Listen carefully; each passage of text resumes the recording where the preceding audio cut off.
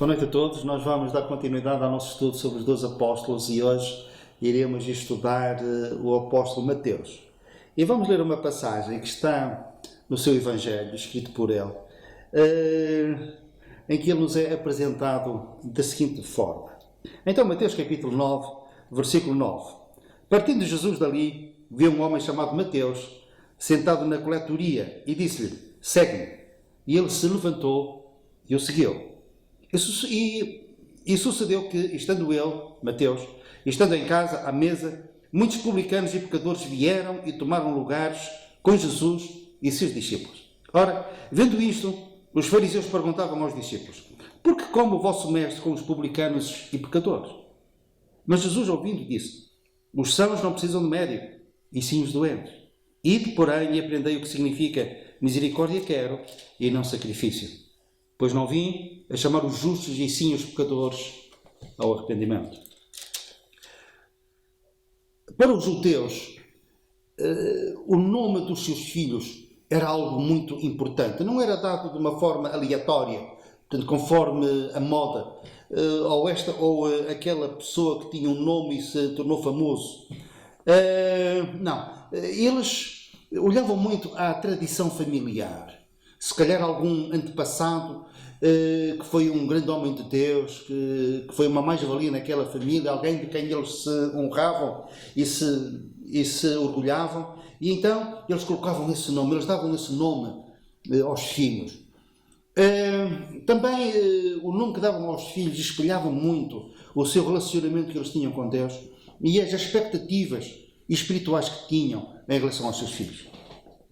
Então, Mateus significa oferta ou dádiva de Deus. E nós podemos imaginar tanta gratidão que os pais manifestaram para com o Senhor, com o nascimento daquele filho, puseram-lhe este nome com um grande significado. Ele tinha um outro sobrenome que era Levi. Portanto, Levi significa unido. E o primeiro apontamento que nós podemos fazer é que há uma grande discrepância entre o nome e depois aquilo que Mateus fez. Ele enverdou por uma profissão que era cobrador de impostos, tornou-se um publicano. E se os pais, portanto, deste homem tinham uma grande expectativa acerca daquilo que ele poderia ser no seu relacionamento com Deus e ser motivo de orgulho para a sua família no campo espiritual, isto transformou-se num grande pesadelo. Porquê? Porque ele, ao se tornar cobrador de impostos, ele tornou-se também numa pessoa odiada. Era uma espécie de ovelha negra da sua família. Porquê? Porque os cobradores de impostos, os publicanos, eram desprezados pelo povo judeu. E havia motivos para isso. Além de eles cobrarem impostos para os romanos, eles faziam algo mais. Eles cobravam de uma forma exagerada, eles cobravam exageradamente. E eles tinham liberdade para isso. E a diferença entre aquilo que os romanos, portanto, cobravam e aquilo que eles cobravam, essa diferença era para eles. E então, por si mesmo, esses impostos eram impostos pesados. O Império Romano impunha uma carga fiscal pesada. E como havia esse roubo da parte dos publicanos, então os impostos tornavam-se uma carga pesadíssima. E eles eram odiados por esse motivo. Havia duas espécies de publicanos. Uns estavam mais protegidos, recatados. Eram os chefes dos publicanos, que tinham outros publicanos que cobravam para eles. E Mateus pertencia a esta segunda classe. Era aquele que estava sentado na recebedoria e cobrava impostos e tinha que lidar face a face, frente a frente com as pessoas. E tinha que mostrar uma dureza de coração enorme, imaginamos nós. Eles tinham que resistir, coração duro, e resistiam às súplicas dos pais, portanto, das mães, dizendo que não tinham dinheiro, que se pagassem esse imposto que os filhos passariam fome, mas eles resistiam a tudo e seguiam em frente e cobravam e cobravam e cobravam. Mateus pertencia, pois, a esta classe daqueles que enfrentavam as pessoas e diariamente as extorquiam com pesados impostos. Ele estando ali a exercer a sua profissão, Jesus passou.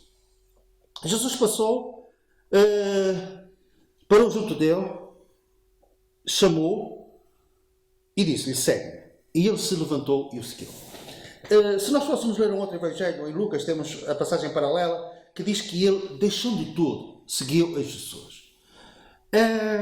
Parece algo estranho, não é? Um homem que tinha um coração assim, tinha um comportamento altamente reprovável, o Senhor passa, chama e ele levanta-se, passa a seguir Jesus, deixando tudo para trás. Como é que nós podemos explicar isto? Eu acredito numa coisa, que em relação aos grandes acontecimentos que vão ter lugar no mundo, o Senhor vai montando palco. Por exemplo, o primeiro grande acontecimento que vai ter lugar no mundo é o arrebatamento da Igreja e a ressurreição daqueles que morreram em Cristo. Mas, antes desse acontecimento, o Senhor já vai preparando as coisas, vai dando indicações, vai dando sinais de que isso vai acontecer. Antes desse dia glorioso, ao amanhecer da preparação do palco que o Senhor vai preparando para esse grande dia. Por exemplo, quanto à grande tribulação, a noite desse período de tempo é antecedida pela tardinha. Então nós lemos mais acerca de terremotos, acerca de convulsões mundiais, de guerras, rumores de guerras. Não há nada que se pareça com aquilo que vai acontecer durante a grande tribulação, mas é a montagem do palco. Ora, a nível individual eu creio que acontece o mesmo. Há certas situações, há certas pessoas que nós evangelizamos, eles vão a um culto pela primeira vez e convertem-se. E nós perguntamos, porquê? Porquê é que para uns é tão difícil e para outros parece à primeira vista que é tão fácil? É porque o Senhor, em relação a esses, o Senhor foi preparando os seus corações. Foi amadurecendo a fruta. E com um toquezinho, essa fruta madura cai no regaço de Deus. É seara branca que está pronta para a ceifa. O Espírito de Deus foi falando a essa pessoa, foi falando à sua consciência, foi usando as circunstâncias. E penso que em relação a Mateus aconteceu isso. Ele não podia esquecer, mesmo estando lá a cobrar impostos, mesmo sendo duro, exigente para com as pessoas, roubando as pessoas, ele lembrava-se daquilo que os seus pais lhe tinham ensinado na sua infância. Ele com certeza que sabia versículos que os profetas tinham citado. Ele sabia acerca das expectativas que a sua família tinha para ele. Ele agora estava ali.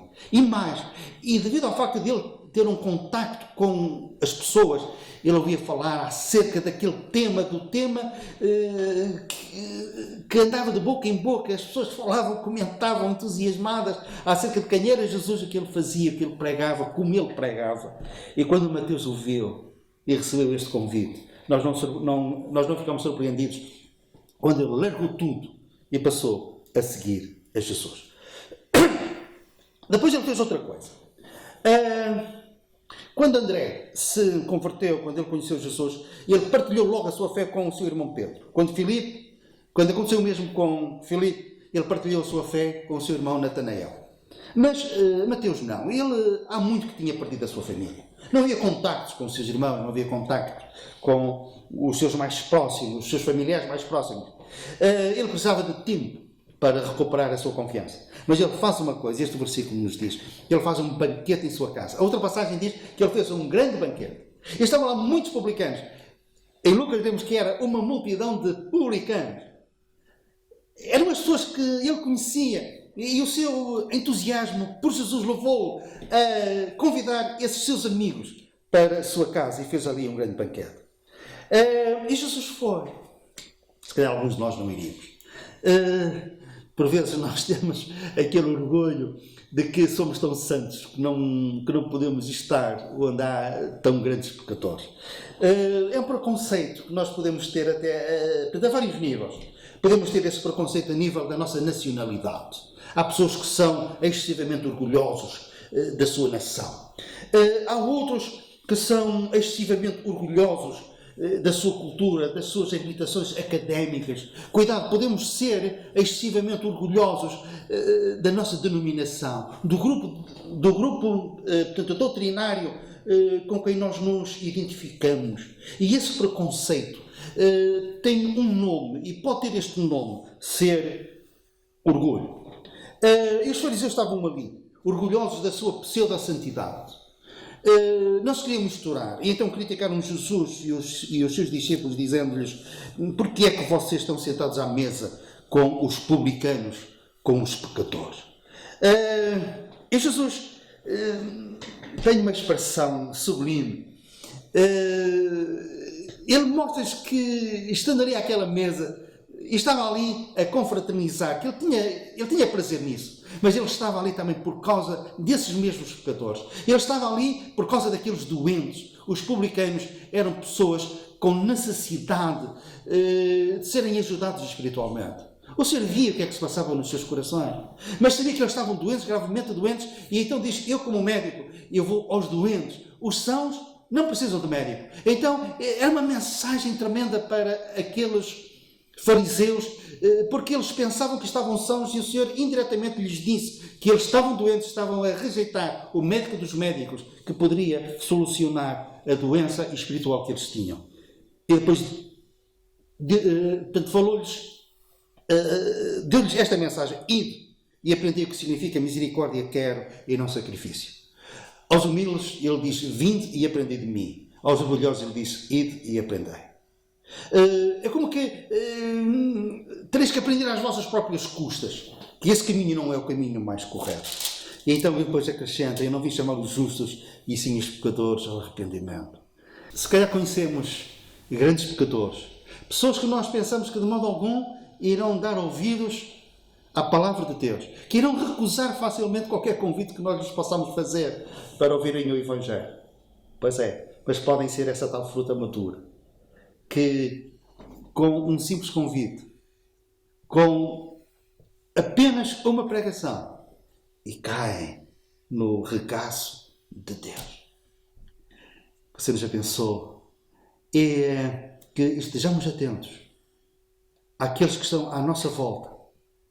Quem sabe se eles estão a ser trabalhados pelo Espírito de Deus e só precisam de um simples convite para serem salvos. Que o Senhor nos abençoe. Amém.